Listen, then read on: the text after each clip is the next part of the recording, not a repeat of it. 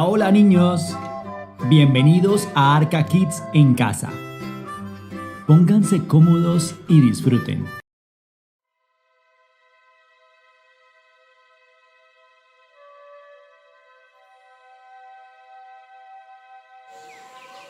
Pedro y Jesús estaban conversando.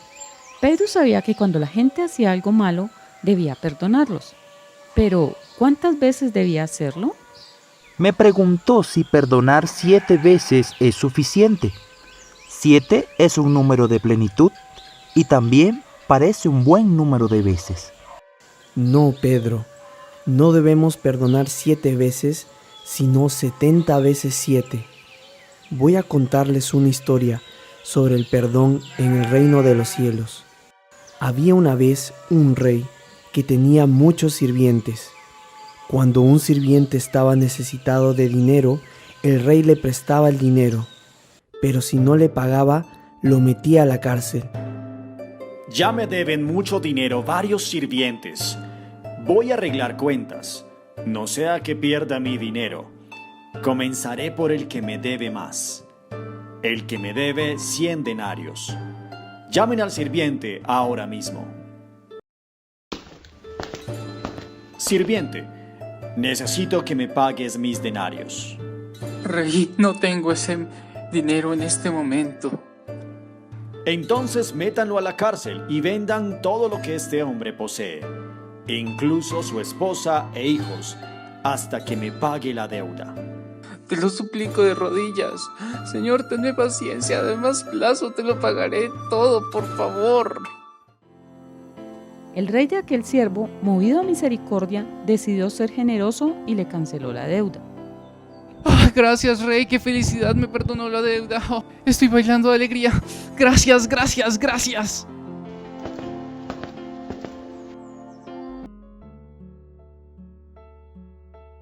Cuando el siervo iba camino a casa, se encontró a un consiervo suyo, el cual le debía 10 denarios. Se acercó al hombre y le cobró. Ay, amigo, dame un poco más de tiempo para pagarte, te lo pido por favor. La verdad, en este momento no tengo el dinero. Te pido un poco más de tiempo. Niños, el rey tuvo misericordia y perdonó la deuda del primer siervo. La Biblia nos enseña que debemos tratar a los demás como queremos que nos traten a nosotros. ¿Qué creen que hizo este siervo con su consiervo? Vamos a ver. ¡No! Te vas a la cárcel hasta que me pagues todo lo que me debes.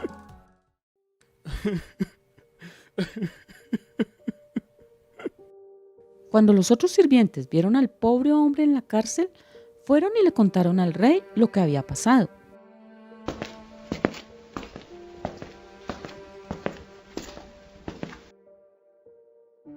Majestad, el siervo al que le perdonó la deuda ha metido a su consiervo a la cárcel porque éste le debía dinero y no le ha podido pagar. ¿Cómo así?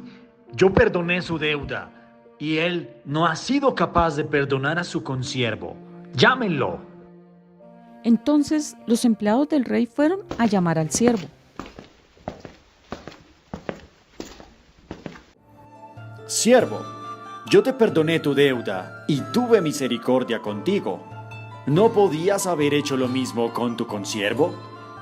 Lo enviaste a la cárcel.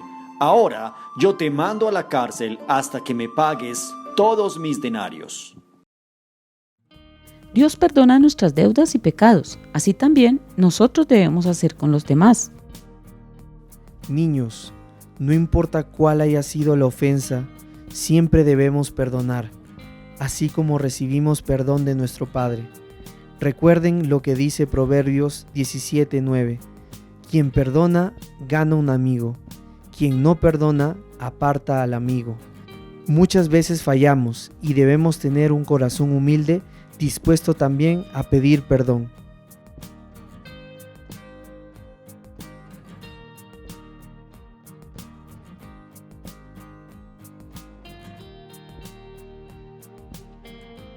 Nos vemos el próximo domingo. Somos iglesia, somos familia, somos Arca Kids. Buenos días, querida familia. Estamos muy gozosos de poder conectarnos nuevamente con ustedes. Damos la bienvenida a esta que es tu casa, tu iglesia, Alianza con Dios, y queremos recordarles que ya hemos abierto nuestras puertas para tener nuestro servicio presencial. Pero hoy vamos a estar con ustedes a través de este medio y bueno, vamos a orar y entregarle este tiempo al Señor. Padre Celestial, te damos gracias, Señor, por este servicio, por esta adoración, por la palabra que tú tienes a través de nuestro pastor para nosotros. Y queremos, Padre Santo, pedirte que bendigas este tiempo que te queremos entregar en tus preciosas manos. Gracias, Señor, por este momento tan especial, por este servicio, y te damos gracias por todas y cada una de las personas que se están conectando para recibir esta bendición. Amén y amén. Bueno, ahora vamos a disfrutar de la alabanza todos juntos. Acompáñenos.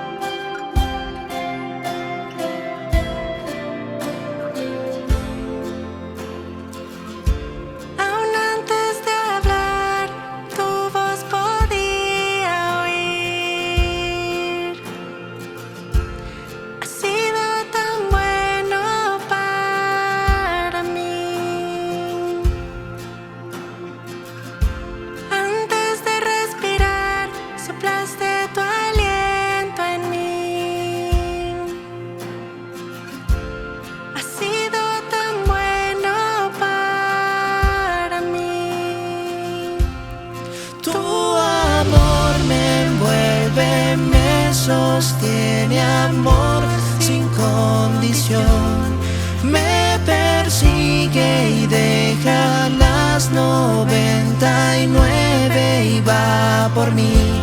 No puedo ganarlo ni merecerlo, tu amor se entregó por mí.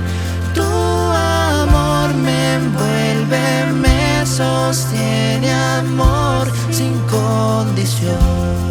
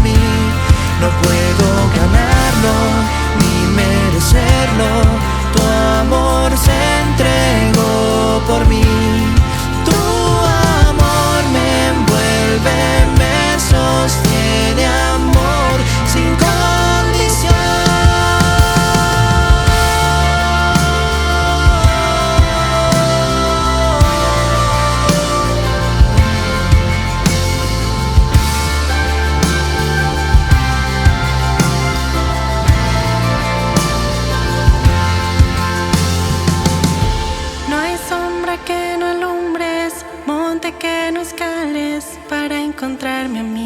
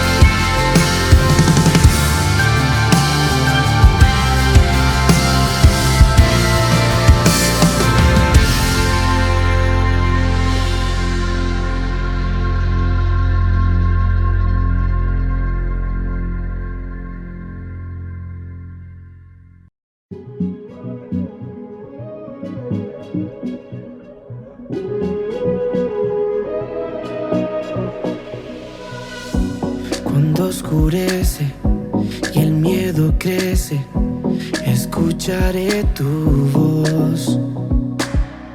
Si mi esperanza y fe se acaba, mi fuerza tú serás. Cuando creo que no hay valor en mí, Dios, lo encuentro en ti. No me rendiré, pues sé que tú nunca me dejarás, nunca me dejarás. Tu amor me cautivó, nunca estás lejos. Lo siento resonando como un eco.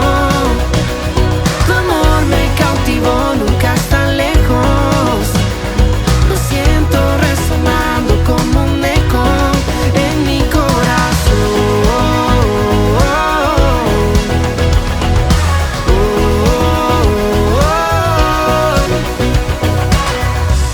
En cada etapa tú me recuerdas tus promesas a mí. No hay quien detenga lo que tú empiezas hasta que llegue al fin. Cuando creo que no hay valor en mí, Dios, lo encuentro en ti. No me rendiré, pues sé que tú nunca me dejarás, nunca me dejarás. Tu amor me cautivó, nunca estás lejos. Lo siento resonando como un eco. Tu amor me cautivó, nunca estás lejos. Lo siento resonando como un eco en mi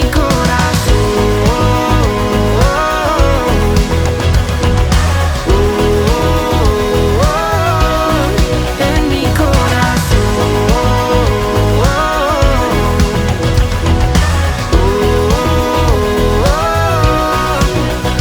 Cuando creo que no hay valor en mí, Dios, lo encuentro en ti. No me rendiré, pues sé que tú nunca me dejarás, nunca me dejarás. Tu amor me cautivó, nunca estás lejos. Lo siento resonando como un eco.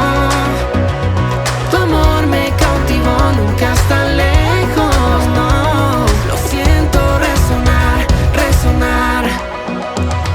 Tu amor me cautivó, nunca estás lejos.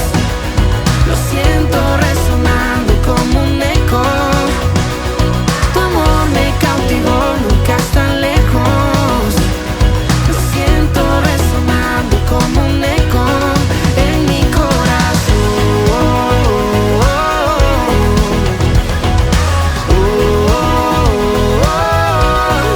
en mi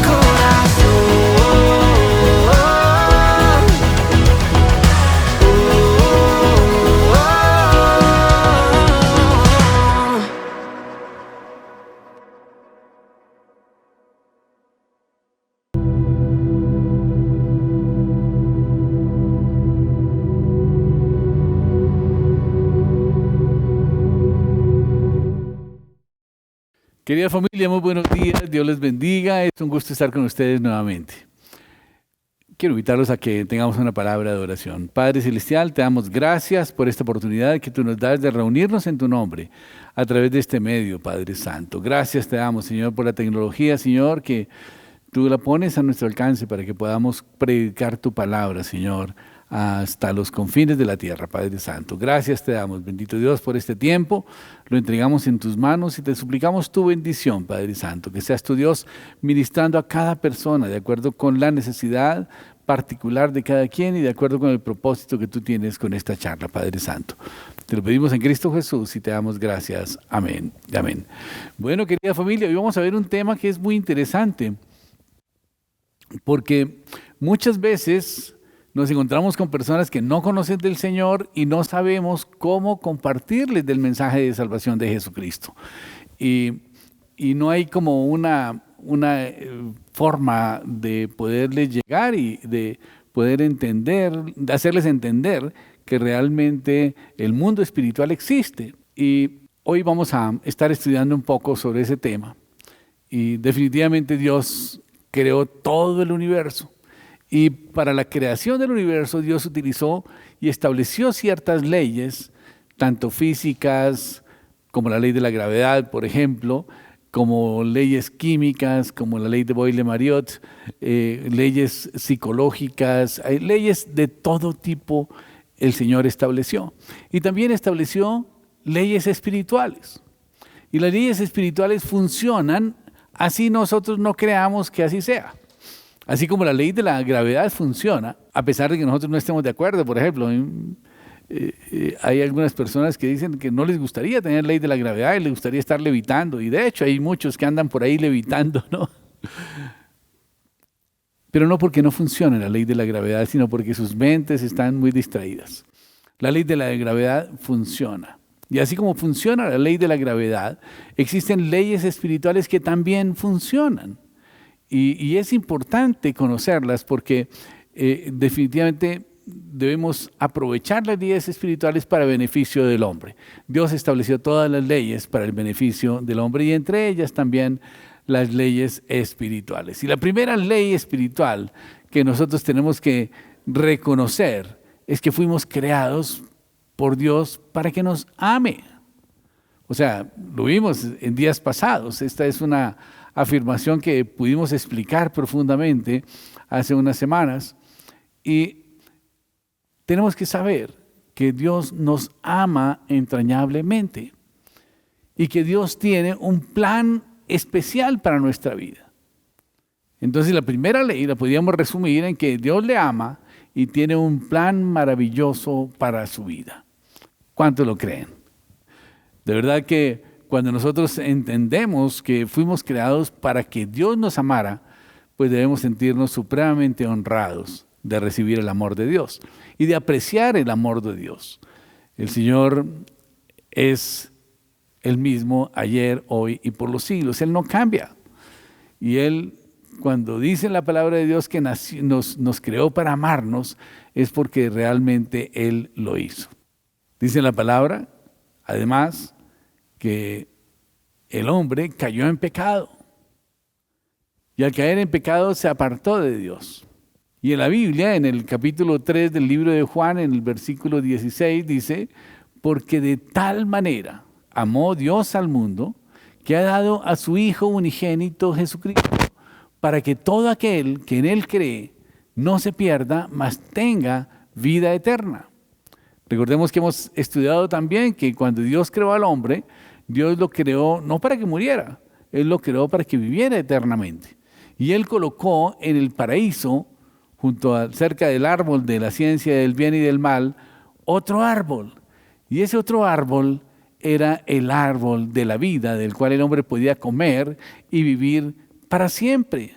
Pero por causa del pecado, el hombre ya no pudo comer más de ese árbol.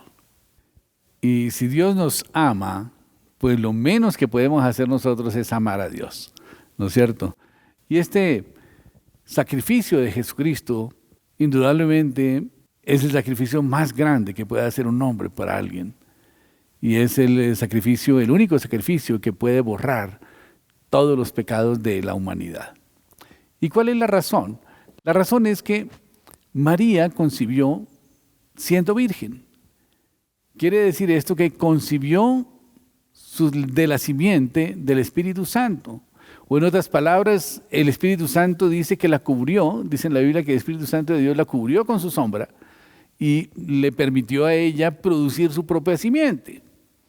De tal manera que esa simiente no era simiente de hombre, era simiente de mujer. Y la mujer no hereda maldición sobre sus hijos. El hombre hereda maldición sobre sus hijos, esa maldición va ahí en la semilla. De tal manera que cuando Jesús es concebido por obra y gracia del Espíritu Santo, Él nace sin la tendencia pecaminosa con que todos nosotros nacemos. Y por lo tanto, Él pudo vivir una vida sin cometer pecado. De tal manera que Jesús pudo vivir esos 33 años sin pecado.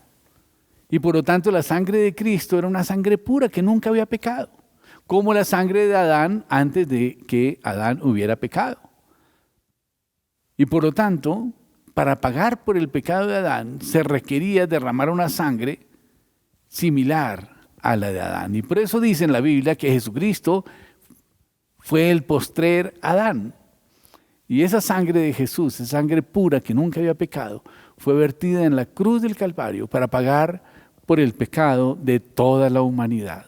Y uno dice, pero ¿cómo puede ser esto posible? Claro, Dios lo diseñó de tal manera que Jesús pudiera vivir entre los hombres sin cometer pecado. ¿Y por qué esto tan extraño? Pues es que el hombre hereda maldición sobre sus hijos. En la semilla va esa tendencia pecaminosa que todos tenemos.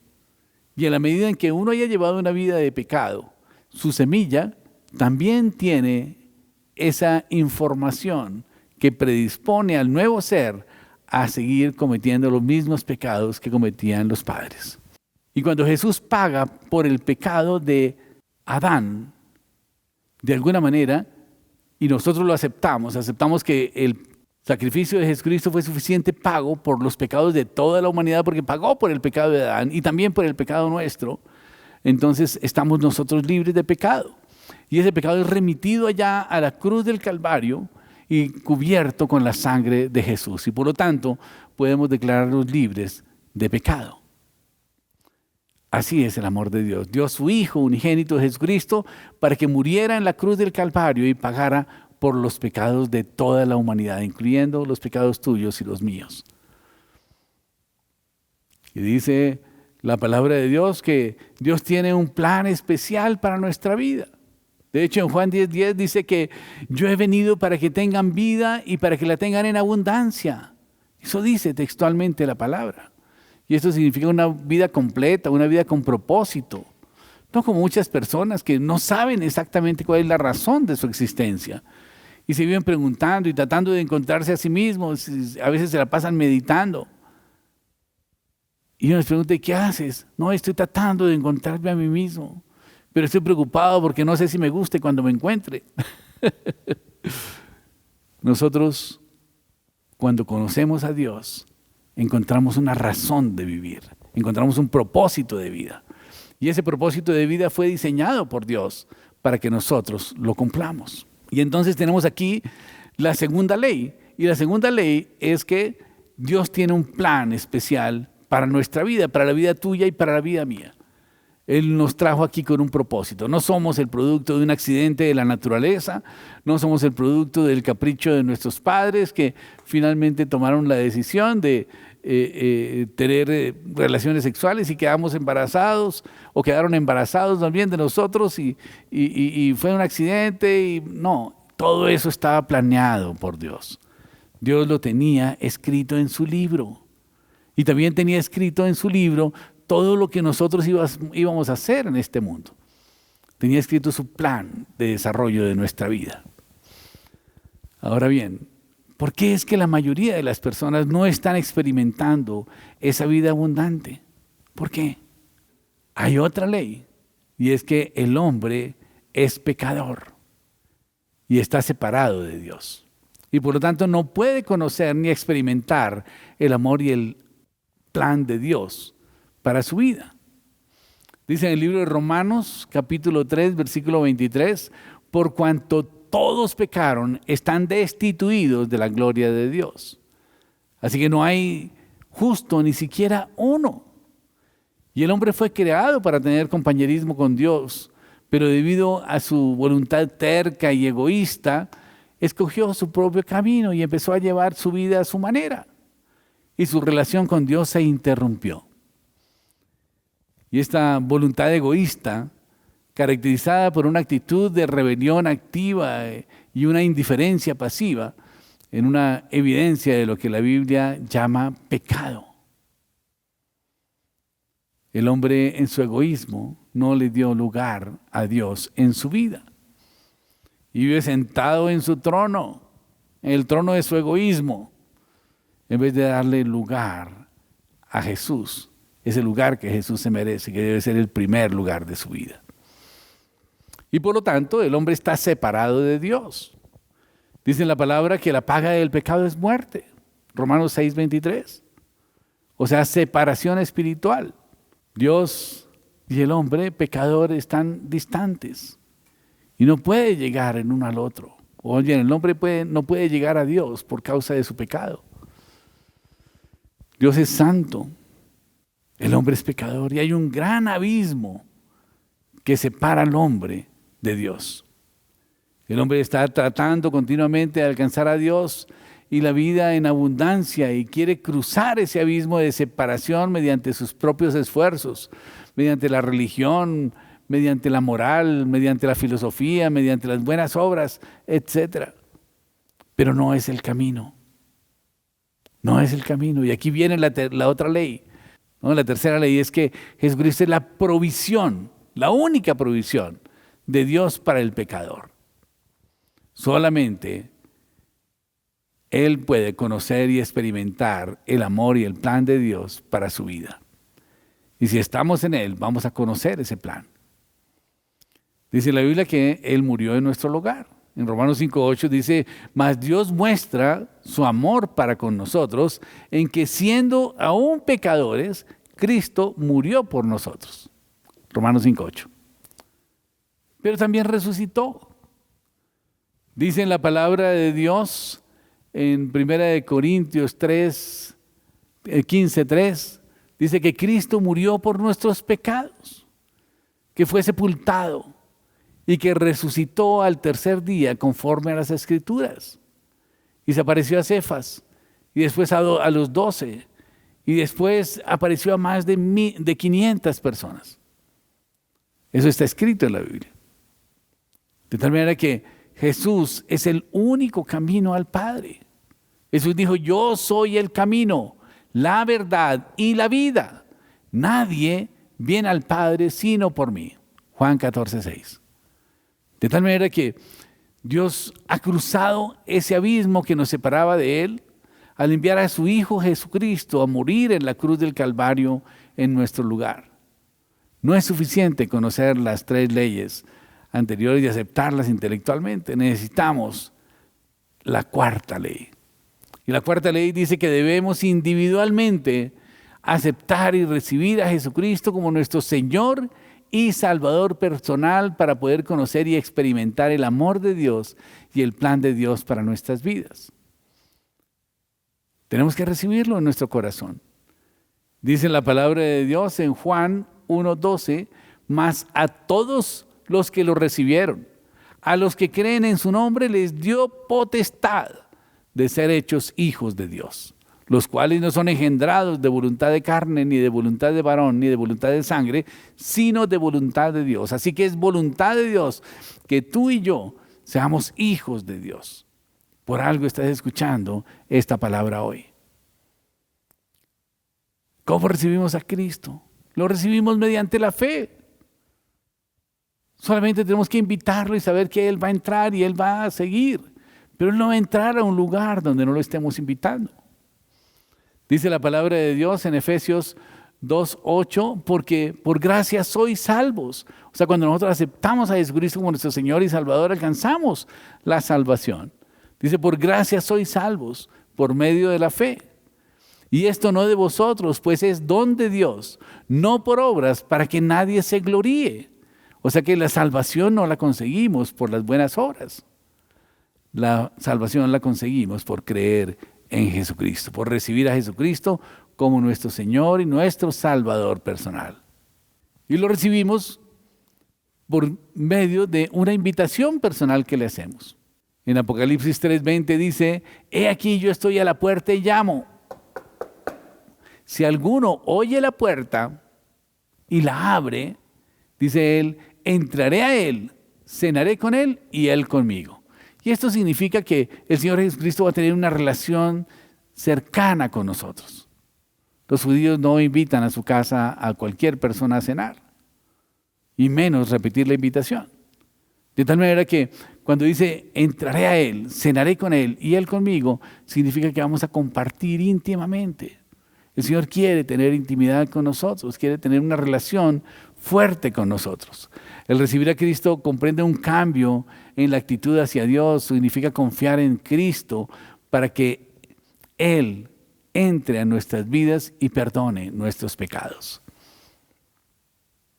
Nuestra vida antes de Cristo es como un trono donde está sentado el ego, ¿no? Ese yo finito en el trono de Cristo, en vez de estar Cristo en ese trono. Pero normalmente nosotros nos sentamos allí en el trono y dejamos a Cristo por fuera.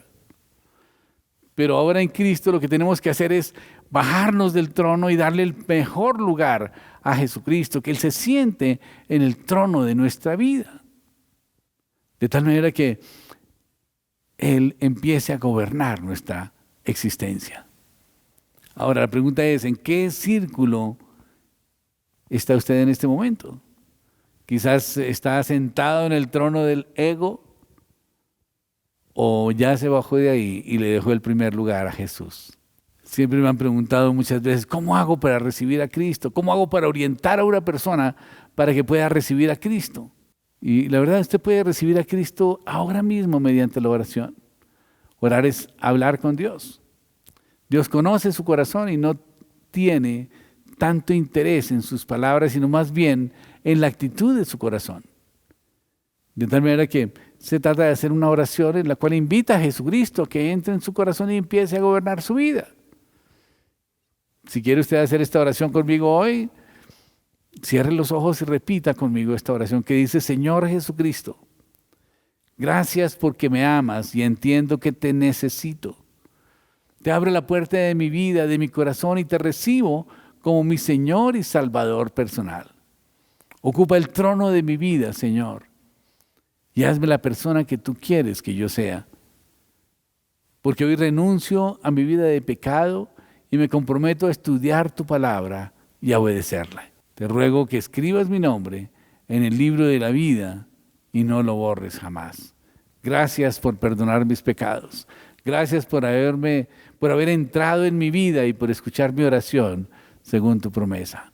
Oro en el nombre de Jesús. Amén y amén. Eso es todo.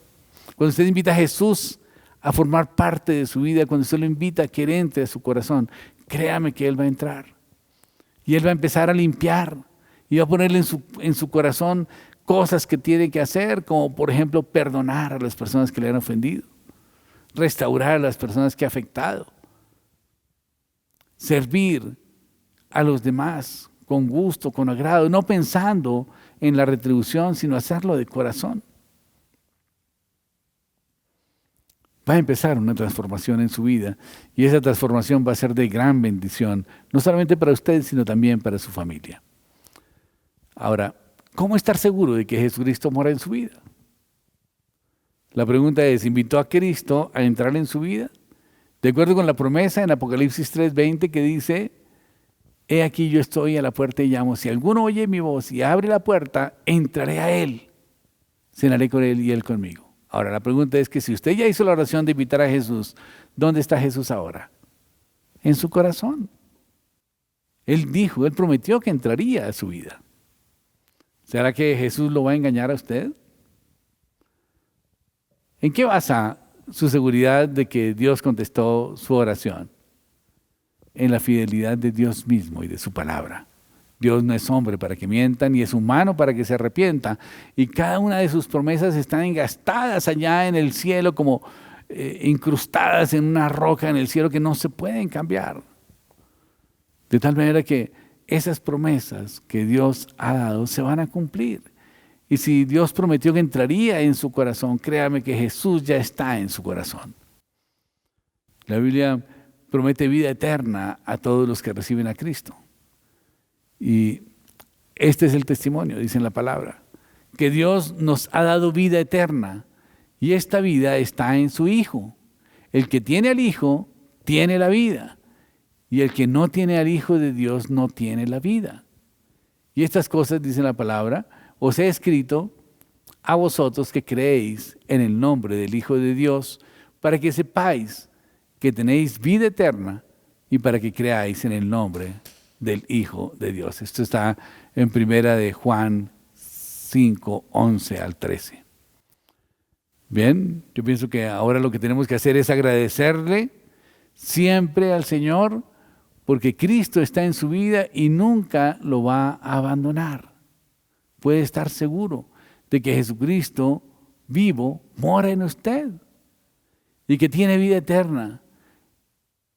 En el mismo momento en que usted lo invitó a entrar, esa vida eterna llegó a su vida. Y Él no le ha engañado, no le va a engañar ni le engañará jamás. Así pues que el Señor está contigo. No tiene que sentir nada. Algunas personas sienten algo especial, sienten una emoción profunda, algunas personas sudan, algunas personas tiemblan, algunas personas tienen algún tipo de reacción emocional por causa de la presencia del Espíritu Santo de Dios en su vida. Pero no dependa usted de sus sentimientos. Nuestra seguridad está en la promesa de la palabra de Dios, no en nuestros sentimientos. El cristiano vive por fe, por confianza en Dios, en la fidelidad de Dios mismo y en su palabra. Una cosa está funcionando. Nosotros somos quienes ponemos a andar nuestra vida. Nosotros ponemos a andar nuestra vida con la guía de Dios. Digamos que la guía de Dios pueden ser las carrileras del tren y nosotros somos la locomotora. Lo que nosotros hacemos es lo que jala todo lo que viene detrás. De tal manera que vamos arrastrando la fe y vamos arrastrando también las emociones. Las emociones vienen después por causa de la fe. Pero tenemos que actuar de acuerdo con la palabra. Primero viene la obediencia, después la obediencia trae fe y la fe trae el sentir, el gozo de obedecer la palabra de Dios.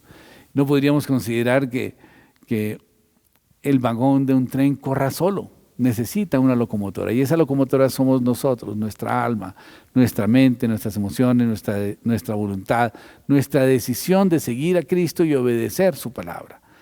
Y esta voluntad va a estar inspirada por el Espíritu Santo y guiada por el Espíritu Santo de Dios. Amén. De tal manera que sería inútil que un vagón tratara de viajar solo si no tiene una locomotora que lo esté jalando, ¿verdad?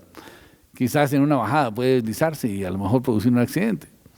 Pero de la misma manera nosotros como cristianos no podemos depender de los sentimientos o de las emociones, sino que ponemos nuestra fe, nuestra confianza en la fidelidad de Dios y en las promesas de su palabra. Ahora bien, ahora que has recibido a Cristo, ahora que hemos recibido a Cristo como nuestro Señor y Salvador personal, en el momento en que ya hicimos esa decisión en un acto de fe, lo recibimos, sucedieron muchas cosas. En primer lugar, Cristo entró en su vida. Recordemos Apocalipsis 3:20. Yo estoy a la puerta y llamo. Si alguno oye mi voz, entraré a él. Esa promesa ya está cumplida. Luego, Colosenses 1:26 dice, el misterio que había estado oculto desde los siglos y edades, pero que ahora ha sido manifestado a sus santos, a quienes Dios quiso dar a conocer las riquezas de la gloria de este ministerio entre los gentiles, que es Cristo, en vosotros, la esperanza de gloria. O sea, Cristo es en nosotros la esperanza de gloria. Muy bien. En segundo lugar, nuestros pecados fueron perdonados. Fueron perdonados nuestros pecados. Ahora, sería bueno que usted haga una confesión pormenorizada de los pecados para que tenga certeza de que sus pecados fueron perdonados. Porque también hay una promesa que dice que si confesamos nuestros pecados, Dios es fiel y justo para perdonar nuestros pecados y limpiarnos de toda maldad. La maldad es lo que queda después de que nosotros cometemos un pecado. Quedan sentimientos de culpa, quedan sentimientos de acusación y aparte de eso queda la tendencia de seguir repitiendo ese pecado. De tal manera que cuando nosotros confesamos nuestro pecado, Dios es fiel y justo para perdonarnos y limpiarnos de toda maldad. Y por lo tanto, nuestros pecados fueron perdonados cuando nosotros aceptamos a Jesucristo, dice Colosenses 1:14. Y dice así, en quien tenemos redención por su sangre, el perdón de pecados. Redención por su sangre, el perdón de pecados, ¿qué significa? Que nuestros pecados pasaron a la cruz del Calvario, pasaron a la sangre de Jesús y fueron cubiertos con la sangre de Jesús y por lo tanto fueron eliminados, fueron redimidos por la sangre de Jesucristo. En tercer lugar, cuando usted acepta a Jesucristo como su Señor y Salvador, usted puede tener la categoría de ser hecho hijo de Dios. En Juan 1:12 dice, mas a todos los que lo recibieron, o sea, todos son todos, a los que creen en su nombre, esta es una segunda condición. O sea, creer en el nombre de Jesús es creerle a Jesús, es obedecer su palabra. Dice que les dio potestad de ser hechos hijos de Dios, los cuales no son engendrados de carne, ni de voluntad de varón, ni de voluntad de sangre, sino de voluntad de Dios. De tal manera que es voluntad de Dios que tú y yo seamos hijos de Dios. En cuarto lugar, usted empezó a vivir una gran aventura para la cual Dios lo creó. Y es cuando usted empieza a vivir esa vida abundante. Porque dice Juan 10:10, el ladrón no viene sino para hurtar, matar y destruir. Y yo he venido, dice Jesucristo, para que tengan vida y para que la tengan en abundancia. Así que usted tiene que disfrutar esa vida abundante en su vida. Y en 2 Corintios 5:17 dice que de modo que si alguno está en Cristo, nueva criatura es. Las cosas viejas pasaron. Un amigo mío decía, las viejas pasaron, ahora estoy concentrado con mi esposa. Las cosas viejas pasaron. He aquí, todas son hechas nuevas. Es una nueva vida en Cristo, es una transformación que el Señor hace en nuestra vida. Y en 1 de Tesalonicenses 5:18 dice, dad gracias en todo, porque esta es la voluntad de Dios para con vosotros en Cristo Jesús. Tenemos que estar agradecidos con Dios por esa obra maravillosa que Él hizo en la cruz del Calvario y de la cual somos nosotros partícipes. ¿Puede usted pensar en algo más extraordinario que le haya ocurrido que recibir a Cristo? ¿Le gustaría dar gracias a Dios en oración ahora mismo por lo que Jesús ha hecho por usted? El acto mismo de dar gracias a Dios es una demostración de fe. Hágalo, oren y dele gracias a Dios por eso. ¿Y ahora qué? Pues voy a hacerle algunas sugerencias para su crecimiento espiritual. O, si usted ya es un cristiano, simplemente tenga en cuenta estas sugerencias para que se las haga a la persona a quien le esté compartiendo. El crecimiento espiritual es el resultado de permanecer confiando en Jesús. Dice en la Biblia en Gálatas 3:11, el justo por la fe vivirá. Una vida de fe lo capacitará cada vez más para confiar más en Dios. De tal manera que cada vez usted va a estar teniendo mayor confianza en Dios en la medida en que usted se la manifiesta. Y por lo tanto mi recomendación es que converse con Dios en oración diariamente. Juan 15:7 dice, si permanecéis en mí y mis palabras permanecen en vosotros, pedid todo lo que querráis y os será hecho. De tal manera que ahí tiene una garantía de que sus oraciones van a ser poderosas y van a ser contestadas por el Señor. Recurra a la Biblia, estúdiela diariamente, participe de los estudios bíblicos cuando tenga oportunidad de hacerlo. Empiece a estudiar la Biblia, inicie con el Evangelio de Juan, que es un evangelio que fue escrito para los gentiles y nos va a quedar muy fácil entenderlo. En Hechos 17:11 dice, y estos eran más nobles que los que estaban en Tesalónica, pues recibieron la palabra con toda solicitud, escudriñando cada día las Escrituras para ver si esas cosas eran así. De tal manera que esto es muy importante que nosotros hagamos, que ustedes confirmen con la Biblia todas las cosas que nos escuchan, porque de esta manera entonces podrá su fe ir creciendo y sabiendo que la palabra de Dios es correcta, la que estamos enseñando. Confíe en Dios siempre, en cada aspecto de su vida. Primera de Pedro 5:7 dice, echando toda ansiedad sobre Él, porque Él tiene cuidado de vosotros. El Señor tiene cuidado de nosotros. Así pues que si Él tiene cuidado de nosotros, descansemos en Él, porque Él nos cuida, Él nos guarda, Él nos protege. El Señor está pendiente de nuestra vida. Pero dice también que el Señor nos llena del Espíritu Santo si nosotros se lo pedimos. Dice la palabra de Dios que nosotros somos malos padres y sin embargo le damos buenos regalos a nuestros hijos. ¿Cuánto más nuestro Padre Celestial dará el Espíritu Santo a quien lo pida? Así pues que tenemos que, después de hacer la oración de entrega, tenemos que pedirle al Espíritu Santo de Dios que entre a nuestra vida y que nos llene completamente de su presencia. Y esto nos ayuda para que nosotros sigamos caminando siempre guiados por el Espíritu Santo. Y así dice el libro de Gálatas 5:16, que dice: andad pues en el Espíritu y no satisfagáis las obras de la carne. Los deseos de la carne no los satisfagáis, porque el deseo de la carne es contra el Espíritu y el del Espíritu es contra la carne, y estos se oponen entre sí para que no hagáis lo que quisierais. Tenemos que saber que nuestro espíritu y nuestra carne siempre están luchando, y por lo tanto tenemos que darle prioridad al Espíritu, porque el Espíritu es inspirado por Dios. La carne es inspirada por Satanás y sus demonios y sus estrategias. Y tenemos que saber que el que debe tener victoria es el Espíritu Santo de Dios en nuestra vida. Esto va a hacer que nosotros entonces llevemos una vida de poder, que llevemos una vida de bendición, que nuestras oraciones sean poderosas, que cuando impongamos las manos sobre los enfermos se sanen, que cuando pidamos algo al Señor, el Señor nos lo dé. Y dice en Hechos 1:8, recibiréis poder cuando haya venido sobre vosotros el Espíritu Santo, y me seréis testigos en Jerusalén, en Judea, en Samaria y hasta lo último de la tierra. De tal manera que si nosotros somos testigos de Jesús, estamos dando evidencia de nuestra fe en Él. Y este testimonio es la mejor forma de evangelizar a los demás. Porque la gente realmente no cree que hay un Dios. La gente no conoce que existen estas leyes espirituales. La gente no sabe que Jesucristo ya pagó por sus pecados y están llevando todavía las consecuencias de su pecado a las espaldas. Es como cargar un muerto ahí pegado, es algo horrible. Pero cuando sabemos que Jesucristo ya pagó por nuestros pecados, nos descargamos de esa carga tan fastidiosa que no nos deja andar libremente y podemos empezar una vida abundante en Cristo Jesús. Tenemos que testificar a los demás sobre lo que el Señor ha hecho en nuestra vida.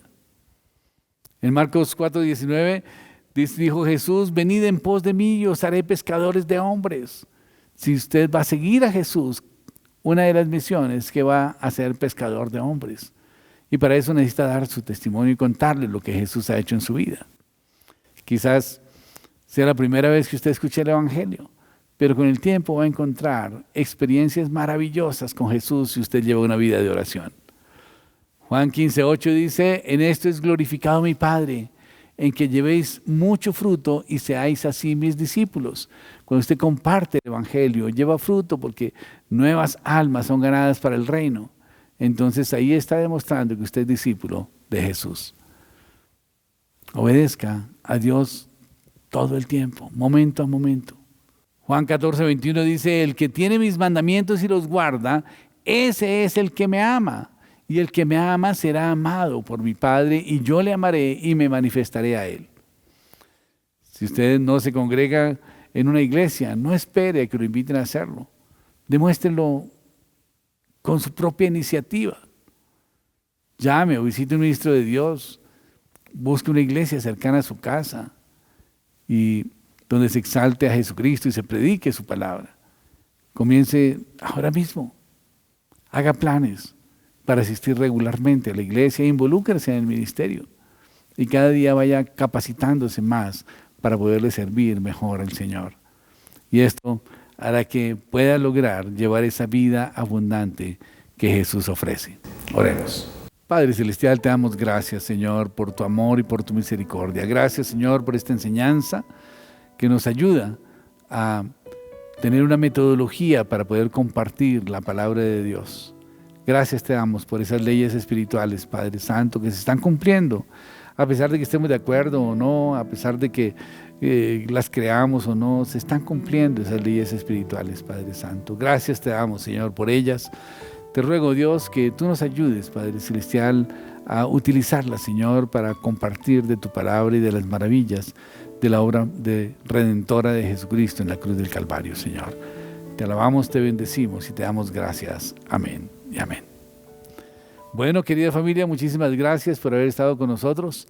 Los invitamos a que se congreguen en nuestra iglesia en la avenida 127, número 18C16. Muchísimas gracias, Dios les guarde y les bendiga. desde Bogotá, Colombia, reciban un saludo muy especial y un gran abrazo.